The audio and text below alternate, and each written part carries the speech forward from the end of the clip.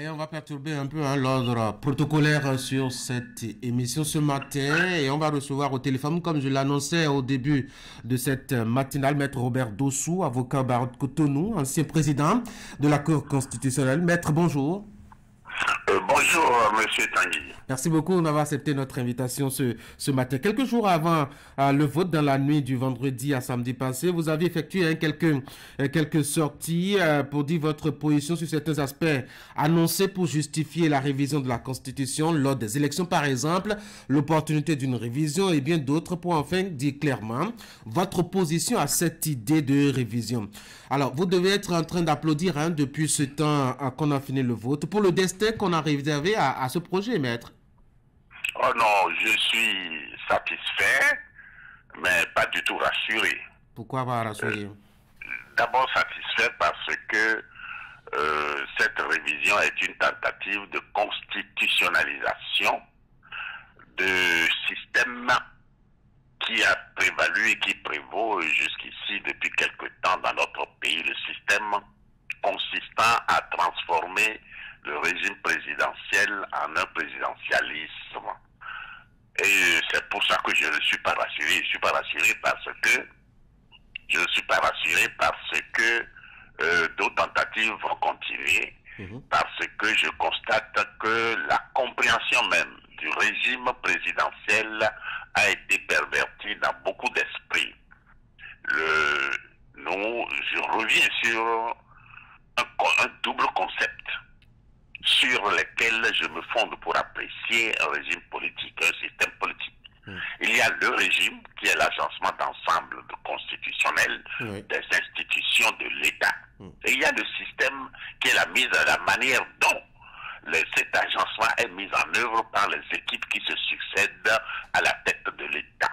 Et je dis que si l'on ne prend pas garde au niveau d'un régime présidentiel, on le transforme très vite, comme cela a été et est en Amérique latine, on le transforme très vite en un régime présidentialiste qui signifie que les autres organes sont entièrement au service du président de la République. C'est cela qui n'est pas bon.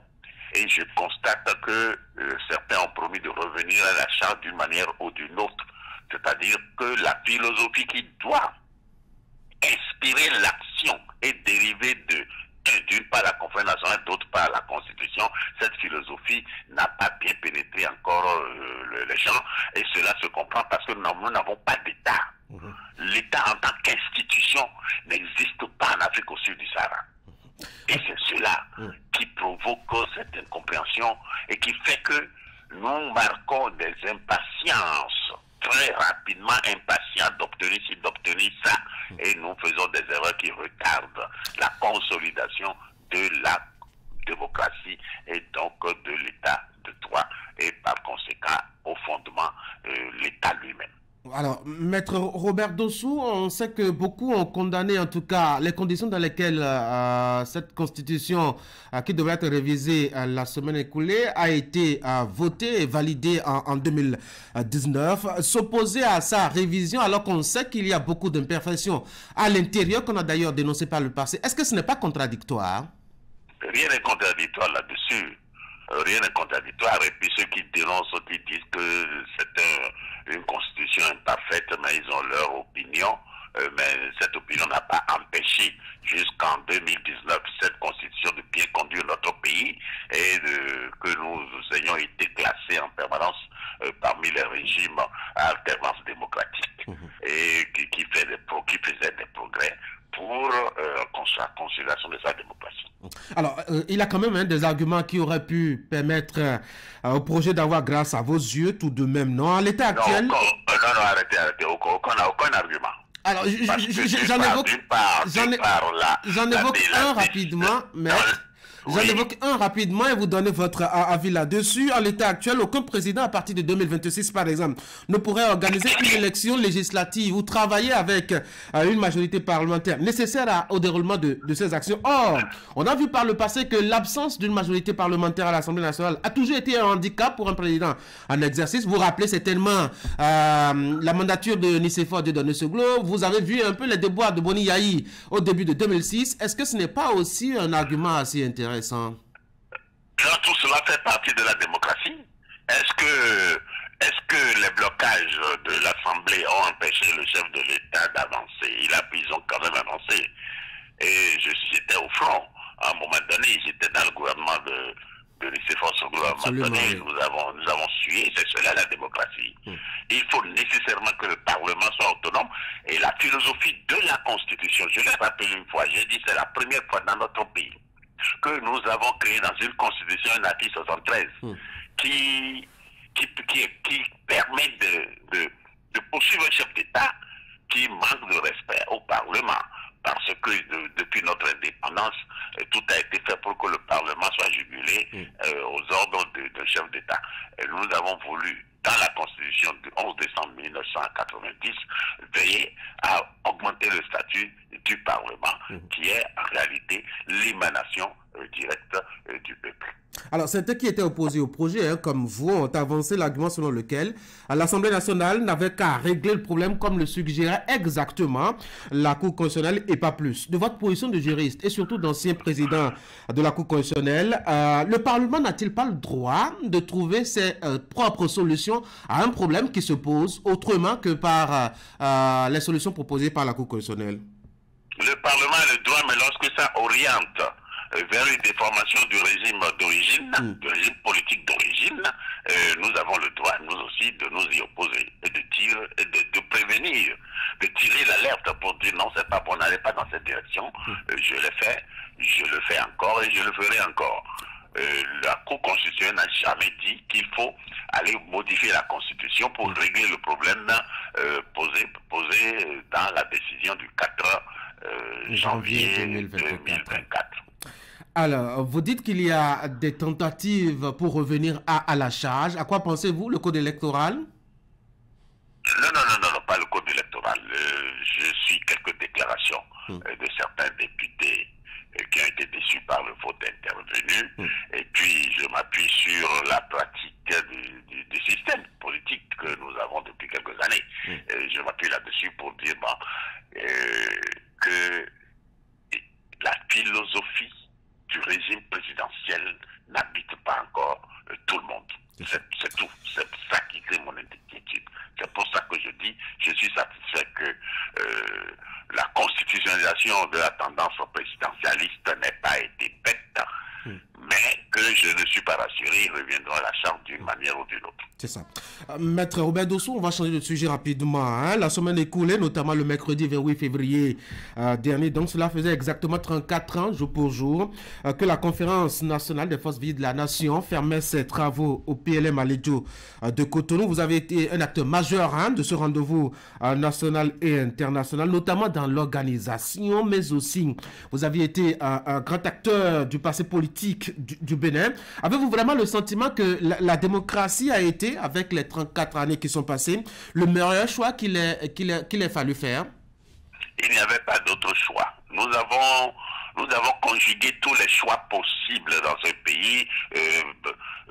Conseil présidentiel triumvirat, conseil révolutionnaire militaire, gouvernement militaire révolutionnaire, parti unique à gogo. Nous avons conjugué tout cela. Et en 1990, février 1990, la conférence nationale a fait une option fondamentale pour le pays et a choisi une démocratie pluraliste, entièrement pluraliste et un libéralisme. Nous avons fait ce choix-là. On ne peut plus changer ce choix fondé par le peuple à un moment critique de son histoire. On peut réaménager des choses, mais aller toujours dans le sens de l'amélioration des principes fondamentaux qui ont été posés en février 1990. Alors, comment vous expliquez-vous que des acteurs majeurs, ma foi, se plaignent de cette démocratie-là? Vous aviez certainement entendu par le passé quelqu'un l'appeler démocratie Nescafé. Vous aviez certainement entendu aussi quelqu'un d'autre. Et alors là, à la tête du pays, parler d'un pays de pagaille. Comment est-ce qu'on peut s'expliquer cela? Mais c'est parce que la perception que chacun a de la démocratie, et le désir immédiat, la confrontation de cette perception avec le désir immédiat a donné ce genre d'appréciation. Parce que ils ont oublié que pour construire quelque chose de durable, je pèse mes mots, je dis construire de durable, parce que ce que nous oublions, c'est qu'à l'indépendance en 1960, les deux grands défis qui pesaient sur nous, qui nous interpellaient et qui nous interpellent encore aujourd'hui, c'est la construction d'un État-institution, parce que nous sommes allés à l'indépendance avec un appareil colonial fort, centralisé, qui n'était pas tout à fait démocratique. Et il faut maintenant construire avec ça une institution, État-institution. Nous ne l'avons pas fait. Et nous sommes pressés. C'est pour cela que quelqu'un peut dire c'est démocratie café ou Nescafé, démocratie pagaille, parce que parfois la construction d'une œuvre sociale peut donner l'impression de désordre, mais c'est de ce désordre que l'ordre définitif, consensuel, va surgir de manière durable. Est-ce qu'il y a quelque chose qui nous reste de l'esprit qui a prévalu en 1990? Et ça, c'est ma dernière question. C'est la conscience démocratique. Tout le monde est conscient que c'est la démocratie qu'il faut. Même ceux qui disent démocratie, c'est pagaille, ceci. Mais aujourd'hui, plus personne n'ouvre la bouche pour dire qu'ils rejettent la démocratie. Ceux qui ouvrent la bouche disent que cette forme de démocratie est une démocratie occidentale. Mais ils ne nous proposent pas laquelle des démocraties pourrait être démocratie africaine. Jamais. On ne nous donne aucun système, aucune théorie, rien du tout. Mais on dit ça c'est à l'occidental, c'est pour les blancs. Comme s'il y avait des droits de l'homme pour les blancs et des droits de l'homme pour les nègres. Parce que la démocratie pour moi est un élément constitutif des droits de l'homme. Si vous adhérez au précepte des droits de l'homme, c'est que vous adhérez aussi à la démocratie. Maître Robert Dossou, merci. Merci, M. Tanguy. Bonne journée. Oui. Merci. Madame, c'était Maître Robert Dossou, avocat au barreau de Cotonou, ancien président de la Cour constitutionnelle. Il était en direct au téléphone sur ce plateau pour deux sujets, notamment le rejet de la proposition Hassan Seibou de révision de la Constitution. C'était la semaine écoulée. Puis, l'actualité liée justement à cet anniversaire des 34 ans de la démocratie instaurée à partir de 1990 avec la rencontre nationale appelée Conférence nationale des forces vives de la nation. Maintenant, on retrouve l'autre du menu sur l'Actu Matin. Voici les sports.